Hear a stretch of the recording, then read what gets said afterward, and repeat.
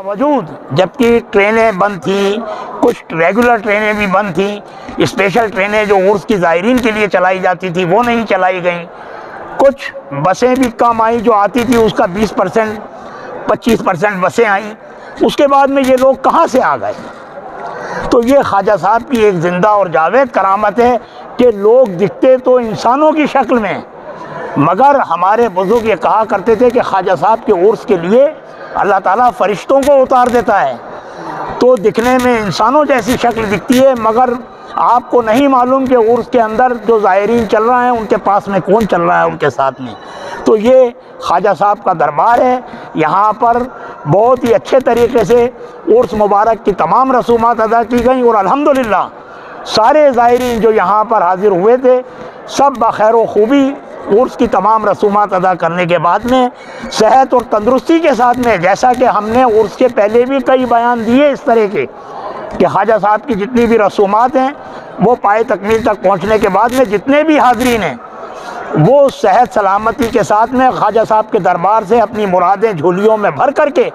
सेहत तंदुरुस्ती के साथ अपने घरों को जाएं। अल्हम्दुलिल्लाह सभी लोग सेहत सलामती के साथ में यहाँ से गए। एक छोटा सा भी हमने ये न्यूज़ नहीं सुनी कि ख्वाजा साहब के दरबार में हाज़िरी देने वाला एक पेशेंट भी कोई कोरोना के अंदर भर्ती हुआ या कुछ हुआ। ये ज़िंदा और जावेद करामत है इतनी गहरीन के बाद भी। और दूसरी बात यह है, जो सबसे बड़ी चीज़ मैं कहना चाहता हूँ कि आप रिकॉर्ड उठा करके देख लें, चांद रात के पहले कोरोना के जो केसेस थे वो तकरीबन 1.5 से 2 लाख के बीच में आ रहे थे। ये ख्वाजा साहब के उर्स की बरकत है, ख्वाजा साहब के जो उर्स की शान है, यहाँ पर लोगों को आना था, हाज़िरी देना था। अल्लाह ताला ने उस बीमारी को आज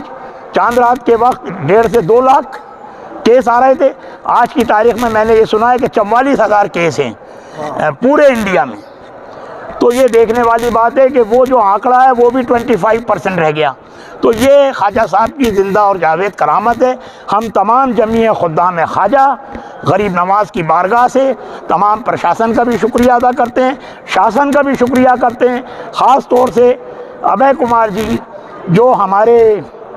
एडिशनल चीफ सेक्रेटरी होम हैं उनको, कि हमने जब उनको जाकर के ये बताया सारे मामलात, उस हाई लेवल मीटिंग के अंदर ये तय किया गया और उसके बाद में 5 फरवरी से जो ख्वाजा साहब के उर्स होने वाले थे तो उन्होंने नाइट कर्फ्यू हटाया, संडे का भी कर्फ्यू हटाया, सारे रिस्ट्रिक्शन न सिर्फ अजमेर के बल्कि पूरे